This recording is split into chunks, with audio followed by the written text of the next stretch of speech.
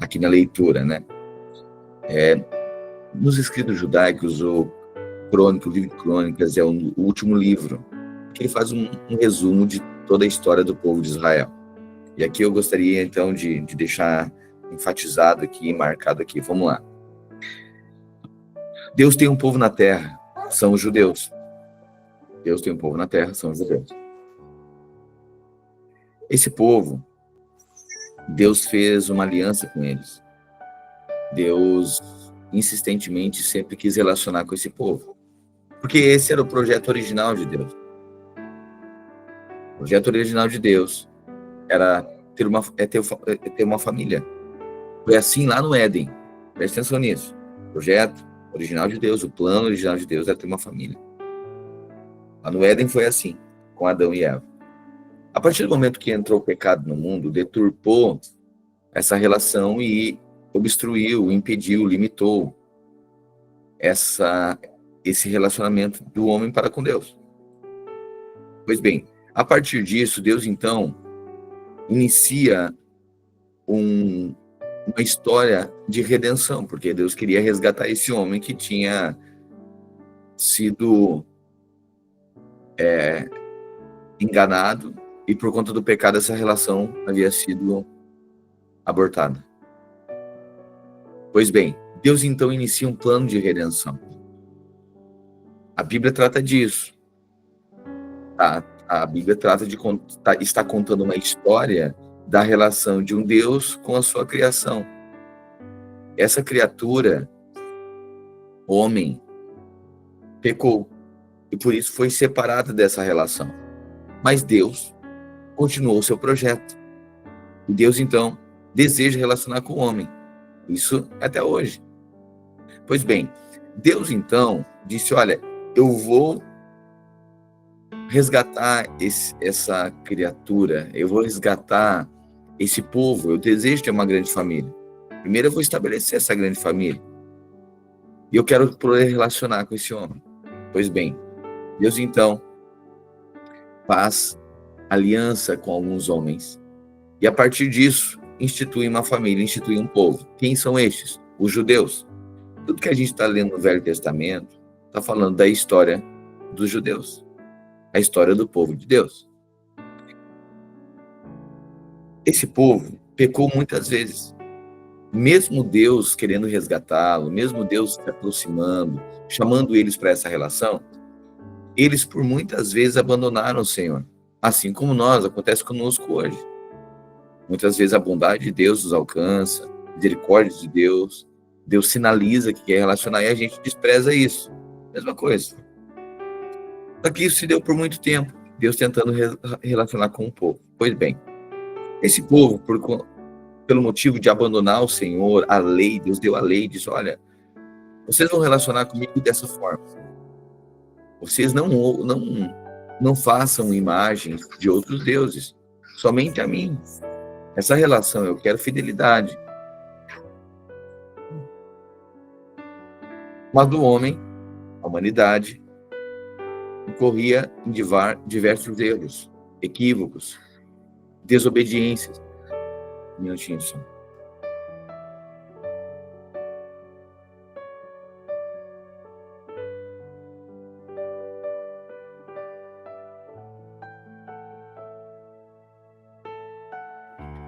Então, Deus, mesmo o homem quebrando e abandonando, fazendo outros deuses, Deus sempre permaneceu fiel à sua aliança. É o projeto de Deus na Terra. Pois bem, Deus percebe que esse homem é limitado, desobediente. E então, quando Deus começa a dizer: olha, eu mesmo vou dar conta de cumprir as exigências que eu mesmo fiz, que se depender de vocês, isso não vai dar certo nunca. Deus disse: eu emiti o boleto e eu que vou dar o dinheiro para pagar a conta. Parece que não faz muito sentido, né? Mas foi isso que Deus fez. O boleto do pecado foi entregue. O salário do pecado é a morte. Deus disse o seguinte: mas eu vou pagar essa morte eu que vou resolver, eu que vou pagar. Foi então quando Deus amou o mundo de tal maneira, que deu seu Filho unigênito, para que todo aquele que nele crê não morra, não receba a sentença desse boleto não pago, que é a morte, não pereça, mas receba agora a vida original lá do Éden. Que vida era essa? Uma vida eterna. Certo? Deus pega esse povo, essa criação, essa criatura, essa família que ele tanto desejava relacionar, e olha, e essa família, ela é imatura, ela é desobediente, mas mesmo assim Deus continuou sendo fiel à sua aliança. E Deus então trata de anunciar para esse povo que ele enviaria um representante, um Messias redentivo, da linhagem de Davi. E esse rei, o seu trono jamais teria fim. Ele passaria a governar o seu povo, como Deus sempre desejou. Portanto, o Velho Testamento está sinalizando as diversas inconsequências e erros desse povo, mas também está sinalizando que viria da descendência de Davi, da tribo de Judá, um remanescente que salvaria esse povo e que governaria sobre esse povo. Quem é este? Sobre aquilo que os profetas anunciavam. O Velho Testamento aponta o tempo inteiro. Quem é esse? Cristo Jesus. Ele é o enviado de Deus para pagar a conta do pecado da humanidade e restabelecer novamente a relação do homem para com Deus, de Deus para com o homem. Jesus é o elo de reconstrução da relação.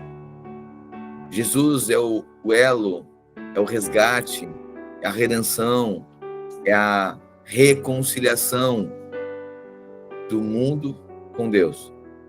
Jesus é esse elo. Como que acontece essa reconciliação?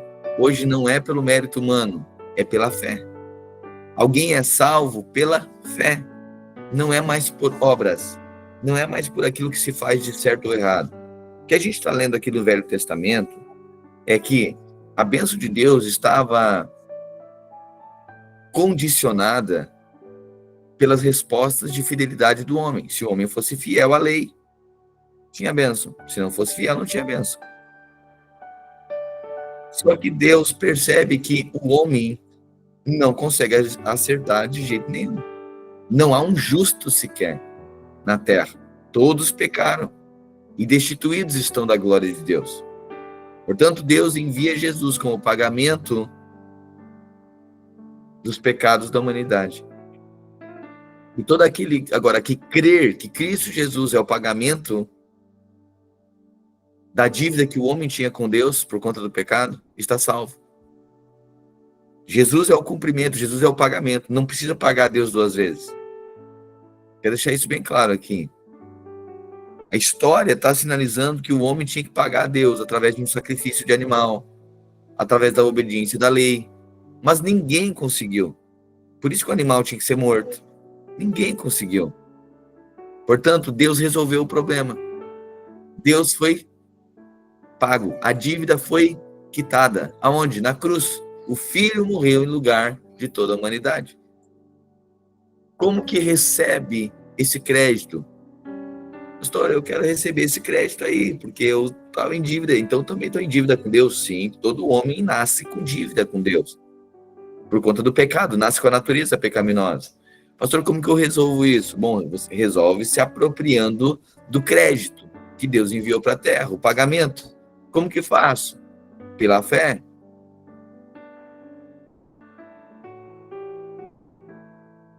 Com o coração se crê e com a boca se confessa para a justiça. Uma vez que você crê com o coração e com a boca você confessa com a justiça que Jesus Cristo é o Filho de Deus, e você reconhece que ele veio pagar o pecado da humanidade, você reconhece que você é um pecador.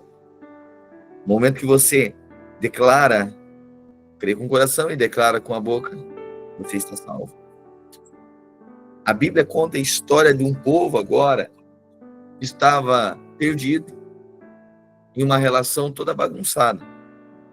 Mas Deus sinalizava: olha, eu enviarei um resgatador. Eu enviarei o pagamento pelo pecado. E a relação nunca mais terá fim. Uma vez que você recebe Cristo Jesus, o seu espírito passa a ter vida novamente. E essa relação nunca mais terá fim. O livro de Crônicas é um resumo da história desse Deus com o povo dele, que são judeus. Mas tem um monte de gente que não é judeu. Talvez você não é judeu. Pois bem, os judeus rejeitaram Jesus, porque eles queriam um Messias, um Redentor, de pompa e glória. Eles ficaram soberbos, porque eles eram o povo de Deus. E porque eles ficaram soberbos, eles rejeitaram a maneira simples que Deus se apresentou para eles, através da figura de Jesus. E porque eles rejeitaram a graça da salvação, do perdão dos pecados, alcançou todos aqueles que não eram ou não são judeus. João diz que ele veio para os que eram seus, mas os seus o rejeitaram. Mas a todos quantos o receberam, quem? O Cristo, o Filho, o enviado, esse que as Escrituras estão dizendo, o da linhagem de Davi, da tribo de Judá, o remanescente, o resgatador, o Redentor, Yeshua, o Filho de Deus, o Cordeiro que tira o pecado do mundo. Todos quantos o receberam, deu-lhes o direito e o poder de serem feitos filhos de Deus, não da carne, mas do Espírito, porque agora o justo não vive mais por obras, o justo vive pela fé. Pela fé somos salvos. Pela fé temos nossos pecados perdoados. Você não precisa fazer nada para merecer o amor de Deus. Deus já foi agradado através de Cristo Jesus. Portanto, eu e você, crendo com o coração e confessando com a boca, estamos salvos. Essa é a história linda de um Deus que ama, um Deus que é amor. Crônicas resume essa relação de Deus para com o povo. O livro de Crônicas conta essa história do povo judeu com o seu Criador, com Deus que fez essa aliança com Abraão, patriarca desse povo todo. Conta essa relação. E Deus, e Crônicas aqui mostra que essa relação foi tão machucada, mas Deus permaneceu sendo fiel. E Deus disse: olha, eu vou pagar então essa conta. E sinalizou que da linhagem de Davi viria esse que pagaria o pecado da humanidade. E estabeleceria um novo governo sobre esse povo. E a mensagem é que, a profecia é que esse reino desse novo rei nunca mais terá fim. Teria fim. Quem é esse? Cristo Jesus. Pastor, ele já veio há 2000 anos atrás. Sim, ele já veio, a profecia já se cumpriu. Mas ainda o mundo jaz no maligno, porque o tempo da graça de Deus, a porta da salvação ainda está aberta para todos aqueles que não são judeus. E para judeus também. Mas a porta da graça vai se fechar. No momento que a porta da graça se fechar, Jesus, esse que veio em terra, pobrezinho de Belém, virá agora em glória, como glorioso da nova Jerusalém. E vai estabelecer o seu governo, assim como as Escrituras estão profetizando, para sempre. Terá 1000 anos de paz aqui na terra. E depois disso, Deus tem um novo projeto, novos céus e uma nova terra. Essa é a história do povo de Deus na terra. Essa é a história de um Deus que fez uma criatura. Essa criatura pecou. Deus continuou sendo fiel e dizendo: eu te amo. Eu quero ter relação com vocês. Eu quero ter prazer em vocês, assim como o pai quer relacionar com seus filhos. Por isso que Jesus apresenta Deus como um pai. Eu sei que muitas coisas a gente ouviu de forma muito religiosa, e afastou essa relação, a gente não tinha nem noção dessa relação, nem noção de quem Deus é. Mas Jesus é a tradução de quem Deus é. Quer conhecer Deus? Ninguém conhece o Pai senão através do Filho. Você olha para Jesus, você vai perceber o coração de um pai que perdoa o pior dos pecados, mas é rígido com aqueles que são impiedosos. Amém? Essa é a história de Deus, um pai que tem um desejo de relacionar com uma família, que são os filhos, que não tem prazer em condenar, porque esse mundo já está condenado, todos nascem pecadores e bagunçados. Mas esse pai está dizendo: eu quero aproximar a relação, e eu já resolvi isso. Você só precisa crer. O que eu preciso fazer? Crer. Eu não preciso pagar. Não, eu já fui pago. Eu já enviei, eu paguei a conta. Deus dizendo: eu paguei a conta. Cristo Jesus é o pagamento da conta, da dívida que o homem tinha com Deus. No momento que você recebe Cristo Jesus no seu coração, confessa, crê com o seu coração e confessa com sua boca, você recebeu o crédito. E você pode viver em paz com Deus. Por isso que Paulo escreve que nenhuma condenação há para aqueles que estão em Cristo Jesus. Porque a lei do Espírito da vida nos libertou da lei do pecado e da morte. Amém? Essa é a história de Deus na Terra. Nós lemos o primeiro livro de Crônicas. A gente viu, então, essa linhagem sacerdotal e a linhagem real. A linhagem de rei e de sacerdote. Porque a relação com Deus é, primeiro, né, uma linhagem que Deus quer que todo homem governe sobre todas as coisas. Uma linhagem real, de governo. Que o povo governe. Mas também uma linhagem sacerdotal, porque o sacerdote representava essa espiritualidade. E a linhagem real representa o governo de Deus. O homem sujeitando todas as coisas. Portanto, Crônicas conta toda a história do povo de Israel, de forma resumida, apresentando a relação de Deus para com o homem, ou seja, sacerdotal, espiritual, e a relação do homem na terra, a linhagem real de um governo na terra. Tudo isso, essa linhagem sacerdotal e real, foi sendo mostrada aqui, que vários reis desse povo de Deus aqui se levantaram para governar, mas esses reis bagunçavam o tempo inteiro. E muitos sacerdotes também bagunçaram. Então a espiritualidade ficou tenra, frágil, comprometida. E o governo, segundo as leis de Deus, também ficou comprometido. E Deus começa então a apresentar um homem que é um modelo, que é Davi. Davi é esse modelo de rei segundo o coração de Deus. Pois bem, vimos a história de Davi. Na sequência agora, a história de Salomão. E da linhagem de Davi vai apontar para um novo rei. Esse sim perfeito. Esse sim que estabelece um reino justo, que acaba com toda a injustiça que tem aqui na terra. Quem é esse? Jesus. Certo? Ele já veio. Viveu 33 anos. Morreu. Ressuscitou. Ficou mais 40 dias. Em cima do Monte das Oliveiras, ele subiu. Ele disse: da mesma forma que vocês estão me vendo, um dia vocês me virão voltar.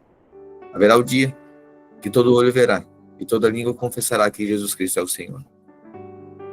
E ele virá para estabelecer o seu reino de paz 1000 anos aqui na terra.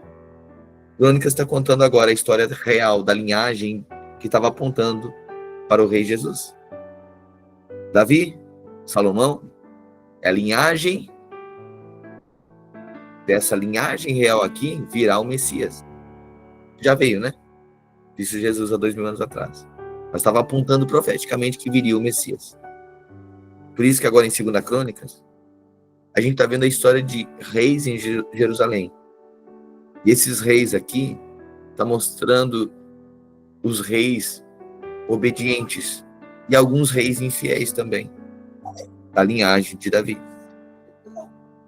E tudo isso é uma profecia da relação entre Deus e o seu povo judeu.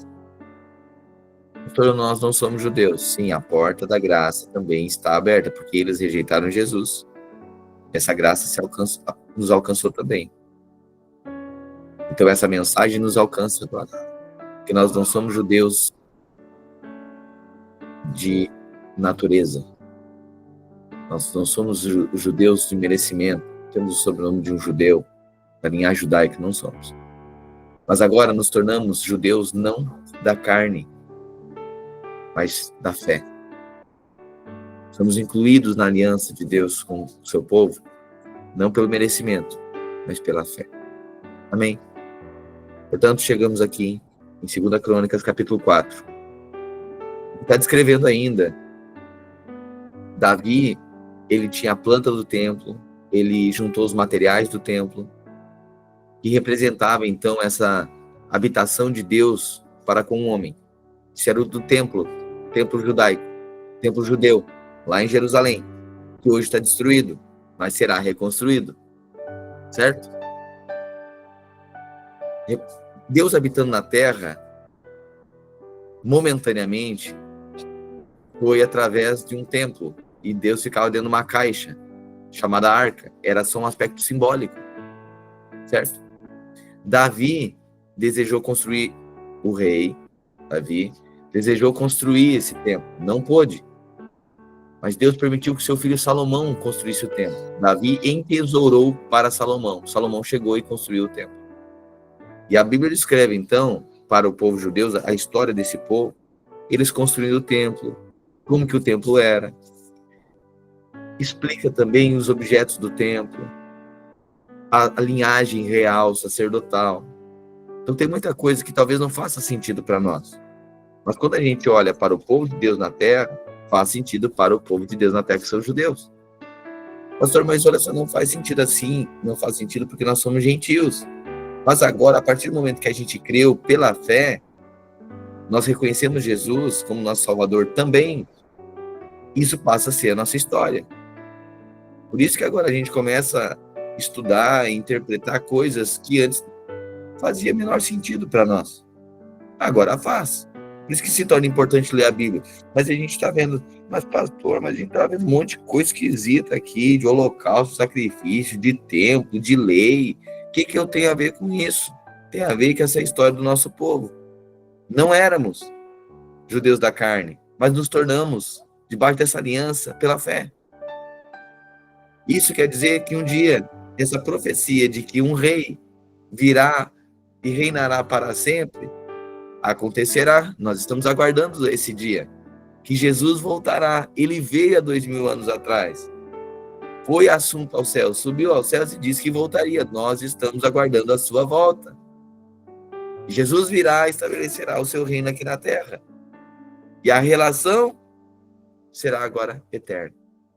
Já é eterna porque nós já recebemos e estamos vivendo a vida eterna. Porque o nosso corpo vai perecer.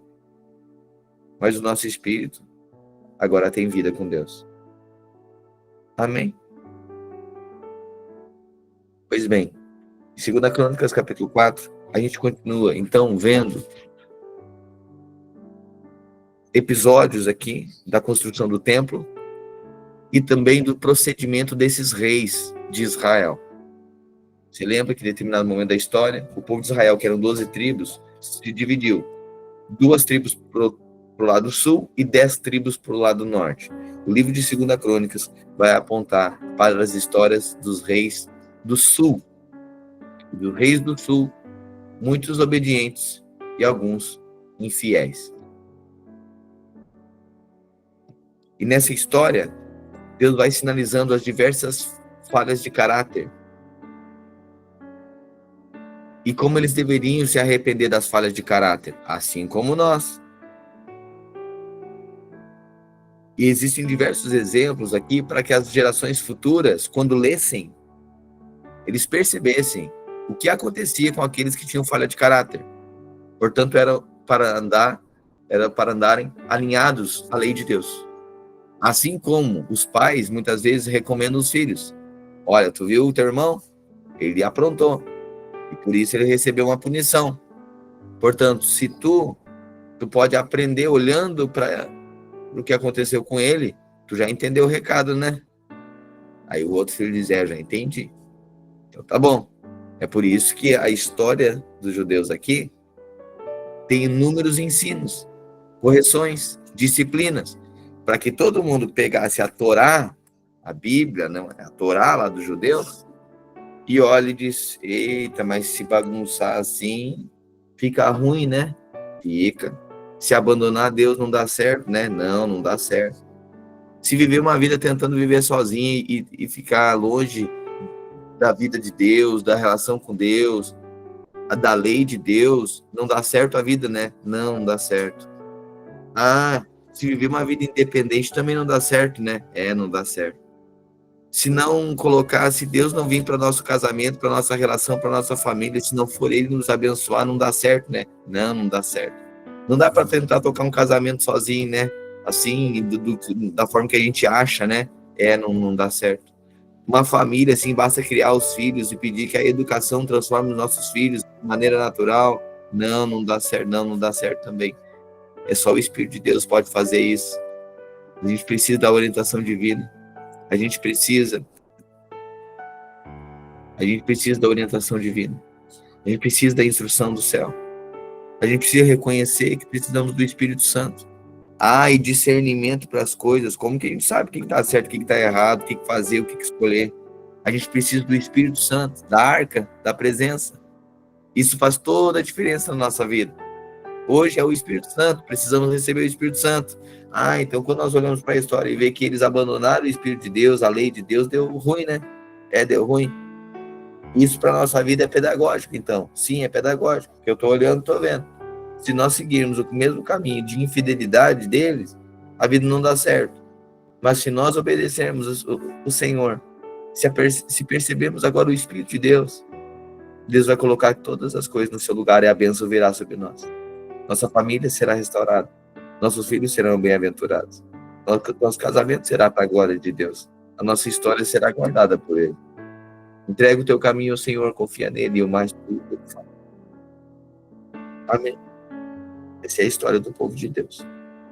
Chegamos então no capítulo 4 de 2 Crônicas, que fala a respeito dos objetos do templo. Esse templo que Salomão construiu e representava Deus habitando na terra. Salomão mandou fazer um altar de bronze de 9 metros de comprimento, por 9 metros de largura e 4,5 de altura.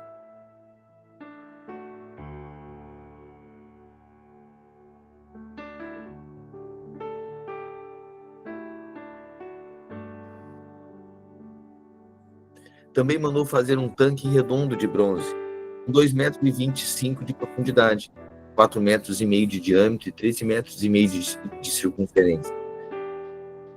Ao redor da borda de fora do tanque, que media 13,5 metros, havia 2 carreiras de figuras de touros de bronze, que tinham sido fundidas, todas em uma só peça junto com o tanque. O tanque se apoiava sobre as costas de 12 touros de bronze, que olhavam para fora. 3 olhavam para o norte, 3 para o oeste, 3 para o sul e 3 para o leste. A grossura das paredes do tanque era de 4 dedos. A sua borda era como borda de um copo, curvando-se para fora como as pétalas do lírio. A capacidade do tanque era de mais ou menos 60 mil litros. Fizeram também 10 bacias, nas quais era lavado tudo que se usava para o sacrifício dos animais. 5 bacias foram colocadas no lado sul do templo e 5 no lado norte. A água do tanque era para os sacerdotes se lavarem. Fizeram 10 candelabros de ouro, como havia sido ordenado. Eles foram colocados no templo, 5 no lado sul e 5 no lado norte. Fizeram também 10 mesas, que foram postas no templo, 5 no lado sul, 5 no lado norte. Fizeram também 100 vasilhas de ouro. Construíram o pátio interno para os sacerdotes e o pátio principal. As portas dos pátios foram revestidas de bronze. O tanque foi colocado no canto sudeste do templo. Urã fez também caldeirões, pás e bacias, e assim terminou todo o trabalho encomendado pelo rei Salomão para o templo de Deus. Esta é a lista do que ele fez. 2 colunas, 2 remates em forma de taças que ficavam no alto das colunas. Desenhos de correntes entrelaçadas de cada remate. 400 romãs de bronze, em 2 carreiras ao redor do desenho de cada remate. 10 carretas, 10 bacias, um tanque, 12 touros que sustentavam o tanque, panelas, pás e garfos. Como Salomão havia ordenado, Hurã, o mestre artesão, fez de bronze polido todas as panelas, pás e garfos para o templo de Deus, o Senhor. O rei mandou que tudo fosse feito na fundição que ficava entre Sucote e Zereda, no vale do Rio Jordão. Esses objetos de bronze que Salomão mandou fazer eram tantos que o seu peso nunca foi calculado. Salomão também mandou fazer para o templo os seguintes objetos de ouro: o altar, as mesas para os pães oferecidos a Deus, os candelabros, as lamparinas de ouro puro, que ficavam acesas em frente ao lugar santíssimo, conforme havia sido ordenado, as flores, as lamparinas e as tenazes, as tesouras de cortar pavios de lamparinas, as vasilhas, os pratos para o incenso e os braseiros. Todos esses objetos foram feitos de ouro puro. As portas de entrada para o lugar santo e as portas do lugar santíssimo também eram de ouro. Quando o rei Salomão terminou todo o trabalho do templo, colocou na sala do tesouro do templo todas as coisas que Davi, o seu pai, havia separado para Deus, o Senhor, isto é, a prata, o ouro e os outros objetos. Um parênteses aqui. É importante também nós sabermos que o templo, uma construção para Deus habitar, era cheio de detalhes, cheio de coisas que se tornavam sagradas. E a gente olha e diz assim, nossa, mas que tanta coisa que tem que ser de ouro, tem que ser assim, tem que ser de bronze, tem que ter a medida certa. Por que é desse jeito? Porque isso representa o caráter de Deus, um caráter puro, santo, não bagunçado. Deus não é bagunçado. Tudo de Deus tem ordem. E tudo de Satanás vira bagunça. Tudo de Deus tem luz. Tudo de Satanás vira trevas. Certo? Então as coisas de Deus são organizadas. Isso mostra o caráter de Deus, o caráter santo de Deus. O homem não podia chegar de qualquer jeito diante de Deus.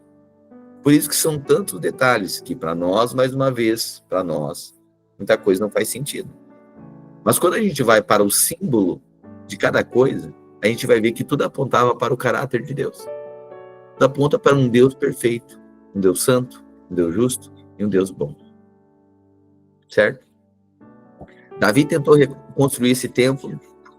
Deus permitiu somente o seu filho Salomão. Salomão construiu o templo, e aqui está dizendo em Crônicas agora, esse resumo de toda essa história, está descrevendo quando o templo foi reconstruído. Ou melhor, quando o templo foi construído. Certo? Nós estamos nessa parte da história, dentro desse resumo. Pois bem, o rei Salomão mandou que os líderes de Israel, todos os chefes das tribos e os chefes dos grupos de família de Israel se reunissem em Jerusalém, a fim de levar a Arca da Aliança do Senhor de Sião, a cidade de Davi, para o templo. Ou seja, ele fez o templo, mas aonde que Deus habitava? Dentro de uma arca. Então ele tinha que pegar a arca, que estava lá num tabernáculo, numa tenda, então o negócio era meio nômade, e agora tinha um lugar fixo. E agora essa arca precisava ser trazida, essa caixa, precisava ser trazida e colocada dentro do templo, para aí então Deus pudesse se manifestar e falar com esse povo. Deus ia habitar dentro desse templo. Pois bem, todos os israelitas se reuniram no 7º mês durante a festa dos tabernáculos, ou festa das barracas. Quando todos os líderes chegaram, os levitas pegaram a Arca da Aliança e a levaram para o templo. Os sacerdotes e os levitas levaram também a tenda da presença de Deus, com todo o seu equipamento para o templo. O rei Salomão e todo o povo de Israel se reuniram em frente da Arca da Aliança e ofereceram em sacrifício um grande número de ovelhas, touros, tanto que nem dava para contar. Então os sacerdotes levaram a arca para dentro do templo e colocaram onde devia ficar. Olha a arca indo lá para o lugar que ela deveria ficar. No lugar santo, santíssimo, debaixo das asas dos querubins. Pois as suas asas estendidas cobriam a arca e os cabos usados para carregá-la. As pontas dos cabos podiam ser vistas por qualquer pessoa que ficasse diretamente em frente ao lugar santíssimo, mas não podiam ser vistas de nenhum outro lugar. Os cabos ainda estão ali até hoje. Dentro da arca estavam somente 2 placas de pedra que Moisés havia colocado ali, quando no Monte Sinai o Senhor Deus havia feito uma aliança com os israelitas depois que eles saíram do Egito. Lembra das tábuas da lei? Dentro dessa caixa que simbolizava a presença de Deus ficava a lei do Senhor. Os sacerdotes se prepararam para sair do templo. Todos os que estavam ali haviam se purificado. Olha só, se purificado porque Deus é santo. Sem levar em conta o grupo a que pertenciam. E todos os levitas que eram músicos, isto é, Asaf, Emã e Jedutum, e os membros dos seus grupos de famílias estavam de pé no lado leste do altar, vestidos de roupas de linho com pratos musicais, harpas e liras nas mãos. Junto com eles estavam 120 sacerdotes que sabiam tocar trombeta. Aí todos juntos começaram a tocar as trombetas e a cantar em alta voz para dar graças a Deus, o Senhor, e o louvar. Com acompanhamento de trombetas, pratos e outros instrumentos musicais, eles louvaram a Deus e cantaram assim: louvem a Deus, o Senhor, porque Ele é bom e porque o seu amor dura para sempre. Eles cantaram. Quando os sacerdotes estavam saindo, uma nuvem encheu o templo de Deus, o Senhor, com a glória do Senhor. Por isso, eles não puderam voltar para dentro, a fim de realizar os seus atos de culto. Ou seja, quando eles louvaram ao Senhor, prepararam o templo, colocaram a arca lá dentro, se purificaram, o que aconteceu? A nuvem de glória encheu o templo de Deus. Ou seja, Deus passou a habitar agora no templo. Amém? Deus aproximou a relação, habitando no meio do seu povo. O templo ficava lá em Jerusalém, lá em Israel, onde hoje os judeus estão lá, só tem os muros porque o templo foi destruído. Porque depois a gente vai ver que o povo abandonou o Senhor. E o templo foi destruído, está destruído até hoje. Mas um dia, o remanescente da tribo de Davi, ele voltará para estabelecer o seu reino aqui na terra, vai reconstruir o templo, e o seu trono jamais será fim. Certo? Capítulo 6. Depois que a nuvem encheu de glória o templo, ou seja, agora foi aceito, Salomão orou assim: ó Senhor Deus, tu resolveste viver entre as nuvens escuras, mas agora eu construí para ti uma casa, um lugar onde viverás para sempre. Aí Salomão virou, olhou para o povo que estava todo de pé e pediu bênção de Deus para todos. Depois disse: bendito seja o Senhor, o Deus de Israel. Pelo seu poder ele cumpriu a promessa que tinha feito a Davi, o meu pai, quando lhe disse: desde o dia em que tirei o meu povo do Egito, eu não escolhi nenhuma cidade de todas as tribos da terra de Israel para lhe construir um templo a fim de ser adorado nele. Nem escolhi nenhum homem para governar o meu povo de Israel. Mas agora escolhi Jerusalém como lugar onde serei adorado. E escolhi você, Davi, para governar o meu povo. E Salomão continuou: Davi, o meu pai, tinha planos de construir um templo para a adoração do Senhor, o Deus de Israel. Mas o Senhor lhe disse: você fez bem quando planejou construir um templo para mim, mas você não o construirá. Será o seu filho que construirá o meu templo. E agora, o Senhor cumpriu a sua promessa. Eu fiquei no lugar do meu pai como rei de Israel e construí o templo para a adoração do Senhor, o Deus de Israel.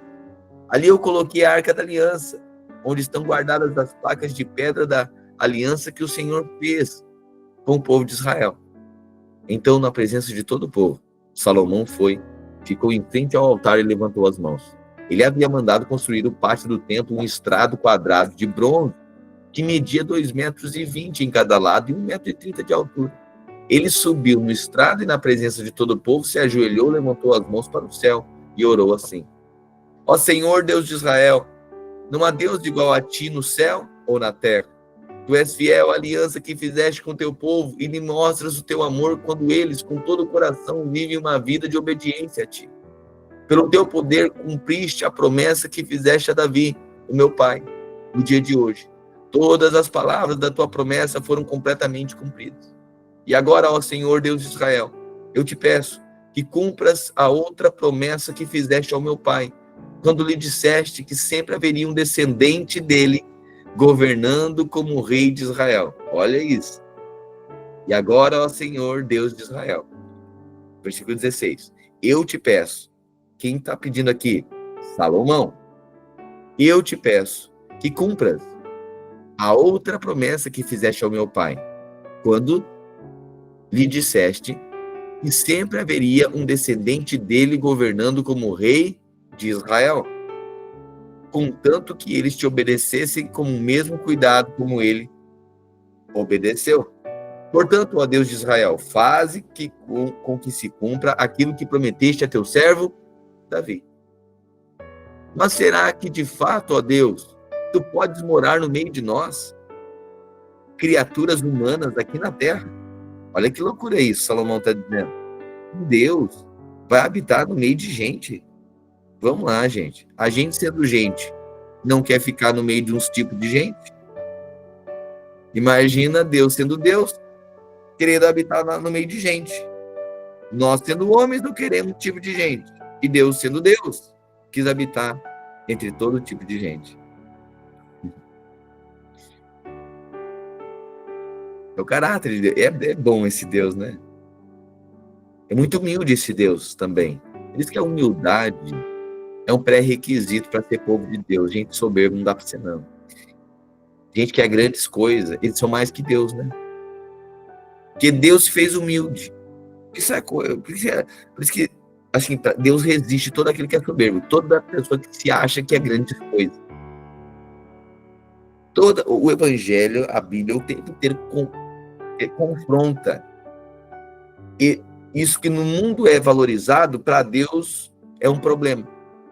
No mundo valoriza quanto mais título você tem, quanto mais performance você é, mais mérito você tem, mais reconhecimento você adquire, mais aceitação você tem. No mundo, o que mede as relações é o mérito. É o que a força, o braço, a capacidade humana consegue conquistar. Quanto mais performático, mais endeusado e admirado.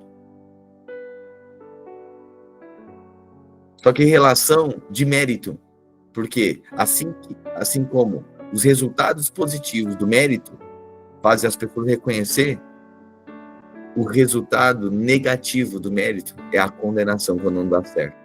Por isso que muita gente vive uma apoteose de mérito, tá bem, um pouco perde, porque isso não se sustenta. A pessoa acha que depende de si, mas tem um dia que os troféus não resolvem o problema da solidão. Tem um dia que os nossos troféus não resolvem o nosso casamento. Que o troféu, pegar uma medalha, colocar no pescoço de um filho, isso não faz o filho perdoar, ou não faz o pai aceito pelo filho. Só o que pode fazer isso é o poder de Deus. No mundo é o mérito, mas diante de Deus é a humildade. Deus, ele dá graça para todos aqueles que são humildes. Se tem um problema, qual é o problema? O que Deus não aceita? Deus não aceita soberbo e orgulhoso, achando que ele é autossuficiente. Toda pessoa que relaciona assim com Deus, ele tem um problema. Porque o caráter de Deus é o caráter de humildade. Ele, sendo Deus, abriu mão de ser a Deus, mas nós, sendo homem, queremos ser Deus. Tá entendendo? É o problema da humanidade. O homem quer ser Deus, mas só um Deus que ser um homem. Se fez homem. Então, para nós relacionarmos com Deus, a gente precisa sempre carregar uma coisa. Precisa ser humilde. Senão não dá certo. Ah, não, eu sou humilde. Não. Humildade não é medida pelo que nós achamos. Orgulho e bafo é duas coisas que só os outros percebem, né? A gente não percebe. Então tem que ser o outro que tem que falar. Nossa, como tu é humilde. E humildade não é pobreza. Pobreza é pobreza. Humildade é um caráter interior. É a pessoa sendo muito e abrindo mão de ser. A pessoa tem muito título, mas relacionando como se não tivesse. A pessoa tem posses, mas não trata ninguém diferente por conta disso. E não acha que tem menos responsabilidades que os outros por conta disso também. Isso é humildade. Humildade é o homem não pensar além do que convém de si mesmo. Certo? Isso é humildade. Humildade é um caráter interior. E para Deus, para relacionar com Deus, não adianta chegar cheio do mérito. Ah, Deus, eu fiz certo. Eu não sou tão ruim quanto fulano. Eu sou grandes coisas. E não funciona desse jeito. Tem que chegar batendo no peito e dizer, eu pequei contra o certo. Eu sou falho, reconheço mesmo e preciso de um Salvador. Amém? Salomão percebe isso e diz, portanto, a Deus de Israel, faz que se cumpra o que tu prometeste, habita entre nós, mas será que de fato tu podes morar no meio de nós? Nós, criatura humana aqui na terra, tu é tão grande que não cabe nem mesmo no céu. Tu vai caber dentro de uma caixa, dentro de uma arca. Olha só a sabedoria de Salomão, né? Percepção.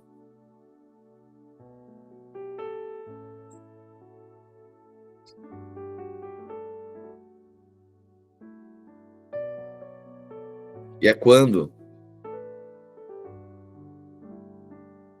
quando Salomão continua e diz assim,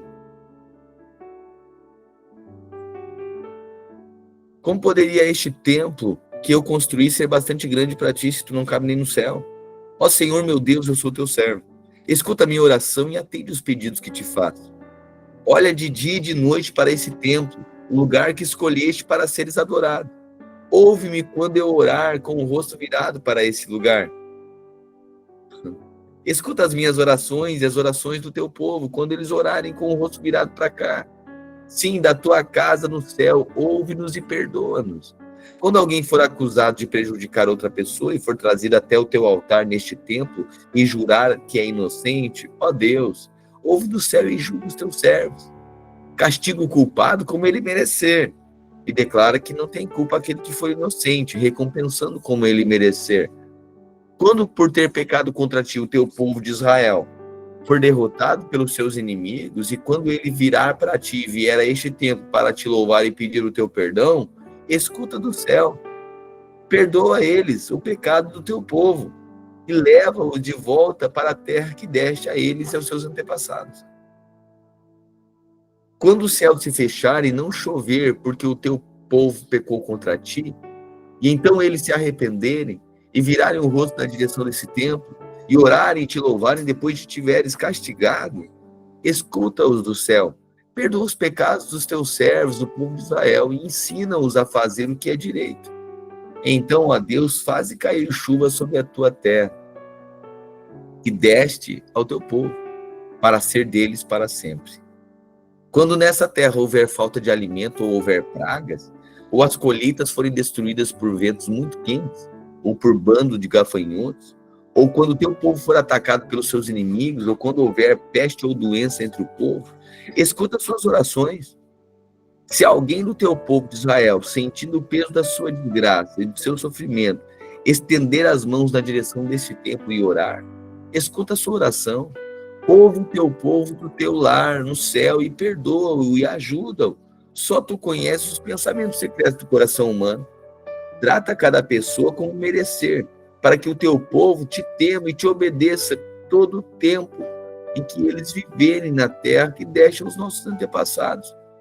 Quando um estrangeiro que viver numa terra bem longe daqui ouvir falar da tua fama e das grandes coisas que tens feito, e vier te adorar e orar com o rosto virado para este templo, ouve a sua oração. Lá do céu, onde vires, escuta-o e faze tudo o que ele te pedir, para que todos os povos da terra possam te conhecer e temer, como faz o teu povo de Israel. Então eles ficarão sabendo que este templo que eu construí é o lugar onde deve ser adorado.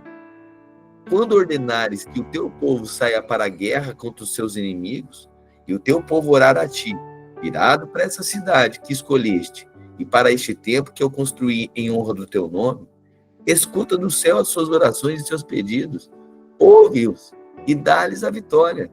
Quando o teu povo pecar contra ti, Deus, e não há ninguém que não peque, e na tua ira deixares que os seus inimigos os derrotem e os levem como prisioneiros para alguma terra inimiga, longe ou perto daqui, escuta as orações do teu povo.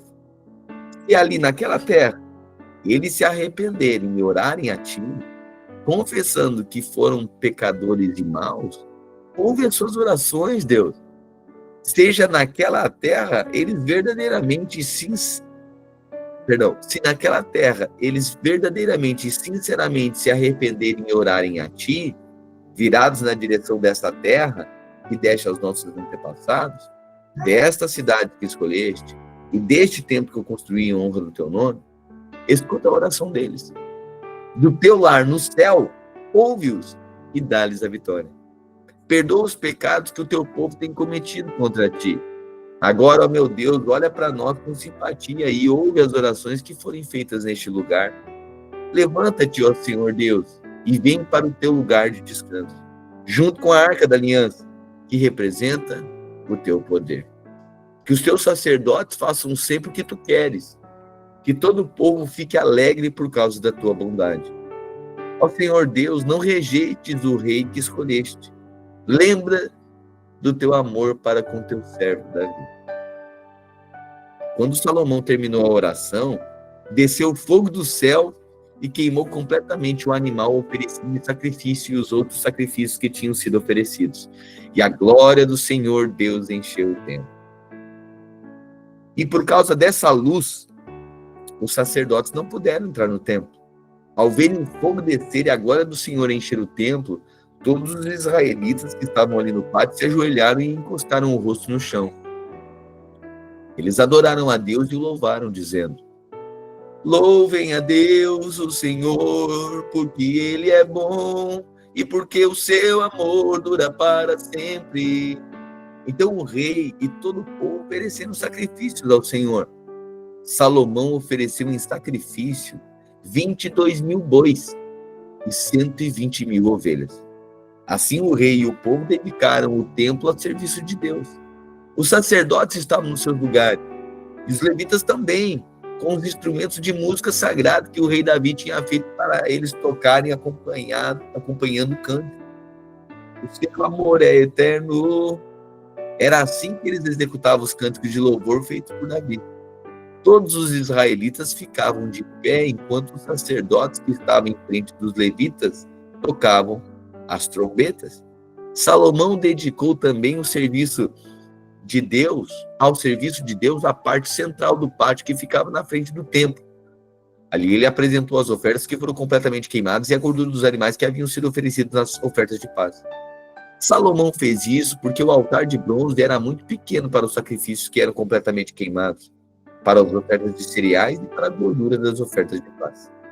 Depois Salomão e todo o povo de Israel comemoraram durante 7 dias a festa da dedicação do altar. Estava ali uma enorme multidão, pessoas que tinham vindo do país inteiro, desde a subida de Amate, no norte, até a fronteira do Egito, no sul. No dia seguinte, começaram a comemorar a festa dos tabernáculos, que também durou uma semana. E no dia seguinte fizeram uma grande festa de encerramento. No outro dia, o dia 23 do 7º mês, o rei mandou o povo para casa. Todos foram embora felizes e alegres por causa de todas as coisas boas que o Senhor Deus tinha dado a Davi, a Salomão e ao seu povo de Israel. Assim, Salomão acabou de construir o templo e o palácio real. Todos os seus planos para a construção do templo e do palácio deram certo. Então o Senhor Deus apareceu de noite a Salomão e disse: eu ouvi a sua oração e escolhi esse templo para ser o lugar onde serão oferecidos os sacrifícios. Quando eu fechar o céu e não deixar que chova, ou ordenar os gafanhotos que destruam as colheitas, ou mandar uma peste atacar o povo, então se o meu povo, que pertence somente a mim, se arrepender, abandonar os seus pecados e orar a mim, eu os ouvirei do céu, perdoarei os seus pecados e farei o país progredir de novo. Escutarei com atenção as orações que forem feitas neste templo, pois é o templo que escolhi e separei para ser o lugar onde deverei ser adorado para sempre. Eu tomarei conta dele, sempre o protegerei. E se você, Salomão, me servir fielmente, como fez Davi, o seu pai, e se obedecer às minhas leis e ordens, e se fizer tudo o que eu mandar, então eu firmarei o seu poder como rei, cumprindo assim a aliança que fiz com Davi, quando lhe disse que Israel sempre seria governado pelos descendentes dele. Mas se você e o seu povo deixarem de me seguir, se desobedecerem às leis e aos mandamentos que lhes dei, e se adorarem e servirem outros deuses, então eu os arrancarei da terra que lhes dei, E também abandonarei esse templo e separei para ser o lugar onde devo ser adorado. Aí todos os povos vão desprezar e zombar do templo. Olha o que Deus estava dizendo. Se vocês me honrarem as leis, tudo que eu instituí, eu vou abençoar vocês. Mas se desobedecerem às leis e aos mandamentos que lhe dei e servirem a outros deuses, então eu vou arrancar vocês dessa terra aí. E também vou abandonar este templo aí que tu fez, que separei para o lugar onde eu devo ser adorado. Aí todos os povos verão e vão desprezar e zombar do templo, que agora é tão glorioso. Todos que passarem por perto dele ficarão chocados e perguntarão: por que foi que Deus fez isso com essa terra e com este templo?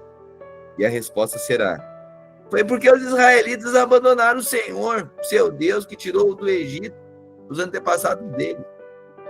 Eles seguiram outros deuses e adoraram e os serviram. Foi por isso que o Senhor fez com que toda essa desgraça caísse sobre eles. Estava dizendo, se vocês abandonarem, as pessoas vão zombar. Isso que hoje é tanta glória, isso que hoje é tão seguro, esse tempo respeitado e honrado, se vocês abandonarem, as pessoas vão zombar disso aí. E muitos vão ficar chocados perguntando: o que aconteceu para que esse tempo foi se destruir desse jeito? O que eles fizeram? E as pessoas vão dizer: eles abandonaram o Deus deles, eles começaram a reconhecer e ficar com outros deuses, abandonaram o Deus, por isso que aconteceu. Salomão, capítulo 8, levou 20 anos para construir o templo e o seu próprio palácio. Olha só, o templo levou quanto tempo para ser construído? 20 anos. Jesus veio há 2000 anos atrás e ele disse assim: eu destruirei esse templo e reconstruirei em 3 dias. Aí os judeus ficavam doidos. Disse: cara, esse Jesus ele tem problema. Porque olha só, levou 20 anos para construir. Ele está dizendo que vai reconstruir, vai destruir e vai reconstruir em 3 dias. Só que Jesus estava falando dele. O templo era o seu corpo. Tanto é que ao 3º dia o templo ressuscitou. Amém. Que Deus estava mudando os tempos. Há 2000 anos atrás Deus mudou a equação. Que agora Deus não habita mais em prédio feito por mãos humanas. Deus habita agora no espírito do homem. Porque uma vez que foi pago a sentença, o boleto foi pago da dívida que o homem tinha com Deus, agora novamente o homem pode relacionar com a sua criatura. Deus pode relacionar com a sua criatura. O homem pode relacionar com o seu Criador. Certo? Portanto, Jesus iniciou o tempo agora e aproximou um tempo da aproximação de Deus para com o homem, dessa relação aproximada. Salomão levou 20 anos para construir o templo e seu próprio palácio. Ele também reconstruiu a cidade de Irão, rei de Tiro, que Irão, rei de Tiro, lhe tinha dado e mandou os israelitas morarem nela. Depois Salomão atacou e conquistou a cidade de Amat-Zoba, reconstruiu a cidade de Tadmor, no deserto, e todas as regiões da região de Amat, onde ele guardava os mantimentos. Reconstruiu também Bet-Horon de cima e Bet-Horon de baixo, que eram cidades protegidas por muralhas e por portões e trancas. A cidade de Baalat, todas as cidades onde ele guardava os seus mantimentos, e as cidades onde ficavam os seus carros de guerra e seus cavalos. Além disso, Salomão construiu tudo mais que quis em Jerusalém, no Líbano e em outras partes do seu reino. Tudo que Salomão construiu foi feito com trabalho forçado. Para isso, ele usou os descendentes do povo de Canaã, que os israelitas não haviam matado quando conquistaram o seu país.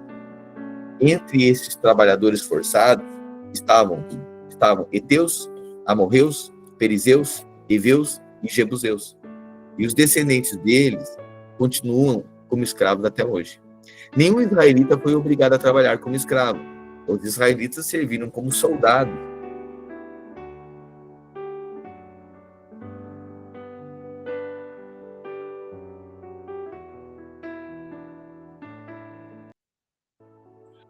Os israelitas serviram como soldados, oficiais, capitães de carros de guerra e cavaleiros.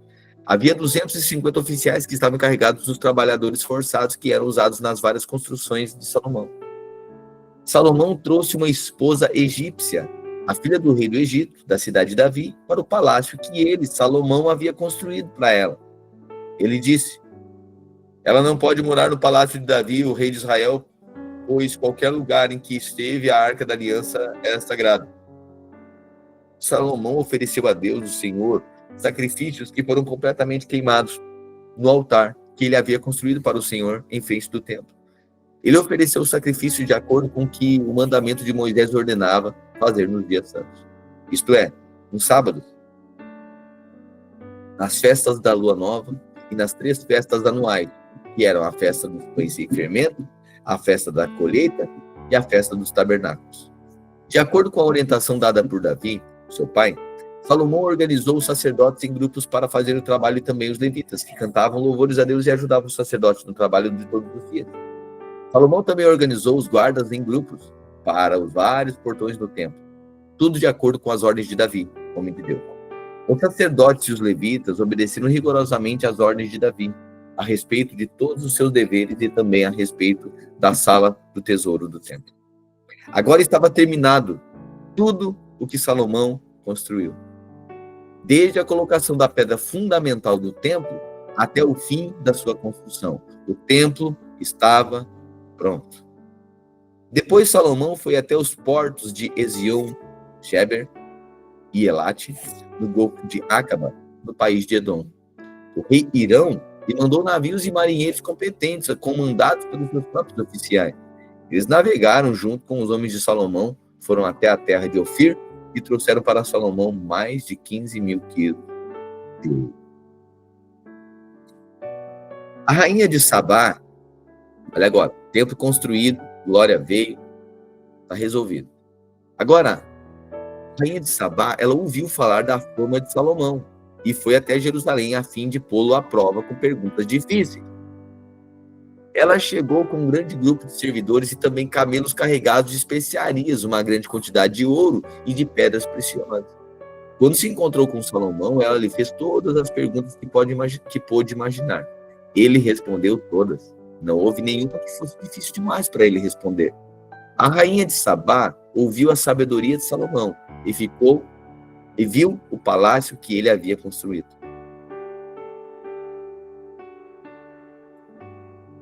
Ela viu a comida que era servida na mesa dele, viu os apartamentos dos seus altos funcionários, a organização do pessoal que trabalhava no palácio e os uniformes que eles usavam. Viu os empregados que o serviam nos banquetes e os seus uniformes e os sacrifícios que ele oferecia no templo. Isso tudo a deixou de boca aberta e muito admirada. Então ela disse ao rei Salomão: tudo aquilo que eu ouvi no meu país a respeito de você e da sua sabedoria é de fato verdade. Porém, eu não pude acreditar até que vi com meus próprios olhos. Acontece que não tinham me contado nem metade da sua sabedoria. Ela vai muito além daquilo que eu ouvi dizer. Que sorte tem estes seus servidores, que estão sempre ao seu lado e têm o privilégio de ouvir os seus sábios provérbios. Bendito seja o Senhor, o seu Deus, que ficou tão contente com você que o tornou rei de Israel para governar em nome dele. O amor dele pelo seu povo é eterno, e ele quer conservar este povo para sempre como uma nação, e por isso ele o fez rei de Israel, para que você possa manter a lei e a justiça. Ela entregou ao rei os presentes que havia trazido. Mais de 4.000 quilos de ouro e uma grande quantidade de especiarias de pedras preciosas. Nunca houve especiarias tão finas como as que a rainha de Sabá deu ao rei Salomão. Os homens do rei Irão e do rei Salomão, que haviam trazido ouro da terra de Ofir, também trouxeram madeira de sândalo e pedras preciosas. Salomão usou a madeira para fazer degraus para o templo e para o palácio. Também fez harpas e liras para os músicos. Nunca tinham sido vistos em Jerusalém instrumentos musicais tão bonitos. O rei Salomão deu à rainha de Sabá tudo o que ela quis e pediu, além dos presentes que lhe deu em troca dos presentes que ela havia trazido para ele. Então a rainha e os seus servidores voltaram para Sabá, a sua terra. Todos os anos, o rei Salomão recebia mais ou menos 23.000 quilos de ouro, além dos impostos pagos pelos comerciantes e vendedores. Também os reis árabes e os administradores dos vários distritos do país lhe traziam prata e ouro. Salomão fez 200 grandes escudos e mandou folhear cada um com quase 7 quilos de ouro. Também fez 300 escudos menores e folheou cada um com quase 3,5 quilos de ouro. Ele mandou colocar todos esses escudos no salão da floresta do Líbano. Salomão também mandou fazer um grande trono revestido de marfim e de ouro puro. O trono tinha 6 degraus, e ligado ao trono havia um estrado revestido de ouro. O trono tinha 2 braços, e no lado de cada braço havia uma figura de um leão. Havia também uma figura de um leão nas pontas de cada degrau, isto é, havia 12 leões ao todo. Nunca tinha sido feito em qualquer outro reino um trono semelhante. Todas as taças que o rei Salomão usava para beber eram de ouro, e todos os objetos do salão da floresta do Líbano eram de ouro puro. No templo de Salomão, a prata era considerada sem valor. Salomão tinha uma frota de navios que viajava até a Espanha junto com a frota do rei Irão. Cada 3 anos a sua frota voltava trazendo ouro, prata, marfim, macacos e mitos. O rei Salomão era mais rico e mais sábio do que qualquer outro rei. E todos os outros reis queriam ouvir a sabedoria que Deus lhe tinha dado. Todos os que chegavam traziam um presente para ele, objetos de prata, ouro, roupas, armas, especiarias, cavalos e mulas. E era assim ano após ano. Salomão tinha 4.000 cocheiras para os seus carros de guerra e para os seus cavalos, e também possuía 12.000 cavalos de cavalaria. Ele deixou em Jerusalém uma parte deles e espalhou o resto por várias cidades que haviam sido preparadas para isso. Ele dominava todos os reis que havia desde o rio Eufrates até a terra dos filisteus e até a fronteira do Egito. Em Jerusalém, durante o seu reinado, a prata era tão comum como as pedras, e havia tantos cedros como as figueiras bravas, que existem nas planícies de Judá. Ele importava cavalos de Musri e de todos os outros países. Todas as outras coisas que Salomão fez, do princípio do seu reinado até o fim, estão escritas nos livros da história do profeta Natã, profeta de Aías, de Siló, e visões do profeta Ido. Este último livro fala também do rei Jeroboão, filho de Nebate. Salomão governou 40 anos em Jerusalém como rei de toda a terra de Israel. Ele morreu e foi sepultado na cidade de Davi. E o seu filho Roboão ficou no lugar dele como rei. Amém? Até aqui. Então nós vimos aqui os feitos do rei Davi entesourando para Salomão, Salomão construindo o templo, as relações comerciais de Salomão, a riqueza de Salomão e a morte de Salomão. E agora a última frase: ele morreu e foi sepultado na cidade de Davi, e o seu filho Roboão ficou no lugar dele como rei. Ou seja, é a partir de Roboão agora. O reino de Israel era um só, tá? As 12 tribos, uma coisa só. Mas agora, a partir de Roboão, o reino vai ser dividido, certo? Isso a gente continua, então, amanhã. Amém? Amém, Senhor Jesus, somos gratos pela tua bondade, pela tua maravilhosa graça. Podemos ver, ó Deus, o teu plano, o plano da redenção nas Escrituras. Podemos ver um Deus de ordem, que estabelece ordem ao caos, no meio do caos. O Senhor também é um Deus de glória, um Deus de justiça e retidão, de caráter imaculado. Deus, nós pedimos a Deus que essas sentenças, elas liberam sobre nós uma lucidez, uma revelação, de forma que sejamos tão afetados, que andemos conforme aquilo que cremos. Eu oro a Deus para que em cada casa haja luz, revelação, haja clareza e haja procedimento de caráter ajustado. Que cada família, ó Deus, na sua organização dentro de casa, tenha luz, seja organizado, conforme as tuas escrituras apontam, conforme é o teu caráter. Teu caráter é um caráter de organização, teu caráter é o caráter de pureza, de leveza, de sinceridade, de verdade, de amor, de justiça e de retidão. Eu declaro a Deus que esse Espírito do Senhor, de tudo que é nobre, tudo que é real, tudo aquilo que é puro, santo, seja essa a realidade, e seja derramada em cada casa, em cada família. Nós reconhecemos o Senhor em todos os nossos caminhos e dependemos do Senhor. Nós oramos em nome de Cristo de Nazaré. Amém e amém. Amém? Uma boa tarde para você, bom trabalho aí nas suas atividades, né, que você tem que fazer. Nós voltamos então amanhã, aqui na nossa leitura devocional. Amém? Graças a Deus, uma boa tarde, queridos. Quero colocar no tchau, pai! Vai tirar. Eu joguei com 4,399. Aqui, ó. 299. Ali? Quer o caminho?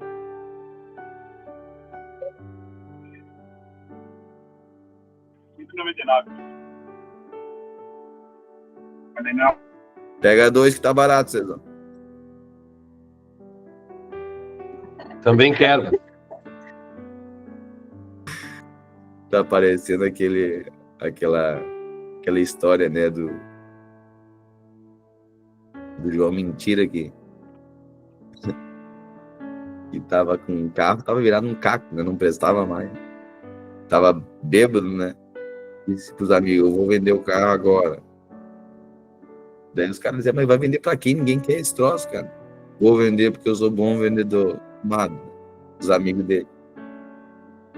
Aí, primeiro que eles já tinham ido ali pra Gramado, né? E aí, bêbado, interpretando as coisas tudo errado. Tinha uma placa dizendo assim, curva perigosa à esquerda. Ele acelerou e entrou à direita, porque não quis arriscar na esquerda, era perigosa, né? Bom, o carro virou um 8, né? Quebrou o carro todo, virou um 8.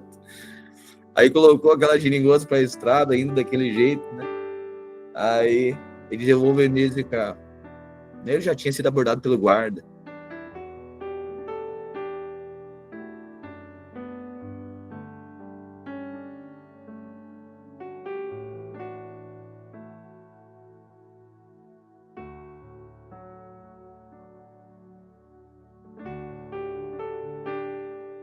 Já tinha sido abordado pelo guarda, né? Daí o guarda perguntou, tá liberado agora? Tá vendo? Ele já tinha sido abordado pelo guarda. Aí o guarda bateu, viu que tinha ele mais 3 dentro do carro, né? Ele disse, eu quero saber o nome dos 4 elementos. O nome deles 4, né? Ele diz, água, ar, fogo e álcool. Tudo errado. Tá? Era uma confusão só. E aí aquele carro amassado e tal, e ele travessando Gramado. Esse carro tá desse jeito, não viu a seta. Ele não viu o farol, a sinaleira. E nem sabia que cruzava o navio para ter farol. Eu sei que os lugares lá pegaram um pau nele lá, mandaram ele voltar. Ele tá voltando, ele disse, eu vou vender o carro agora. Os caras disseram, vai vender para quem esse toque? Eu vou vender porque eu sou um bom vendedor. Chegou no pedágiozinho, ele disse, de Gramado no pedágio, ele gritou R$5,80. Ele saiu do carro, bateu a porta e disse, vendido! Então tá mais ou menos aqui mesmo. A mulher anunciou o valor do pedágio e já estava uma oferta para vender o carro, né? Já desceu, bateu a porta e disse, vende. Então, Cezão, R$15,90 tá barato, compra 2 para nós também. Abraço, querido. Agora não tô vendo, eu tive que ter uma carga do meu computador aqui, não tô vendo mais ninguém certo aqui. Vai ser. Nos vemos amanhã. Graças a Deus.